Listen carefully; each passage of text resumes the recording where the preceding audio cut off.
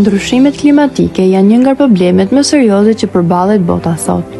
Ato ndodhin si pasojë e rritjes së temperaturave globale të shkaktuara kryesisht nga aktivitetet njerëzore. Djegja e lëndëve fosile, si nafta, çmyri dhe gazi, prerja e pyjeve dhe ndotja industriale çojnë në çlirimin e gazeve serë, të cilat ngrojnë atmosferën. Pasojat janë të shumta dhe të rrezikshme: rritja e nivelit të deteve, shkrirja e akullnajave, përmbytje të mëdha, thatësira ekstreme, zjarre pyjore dhe zhdukja e shumë speceve të gjalla. Këto ndryshime nuk ndikojnë vetëm tek natyra, por edhe në shëndetin, ekonominë dhe jetën e përditshme të njerëzve. Çfarë mund të bëjmë ne për të përmirësuar këtë krizë?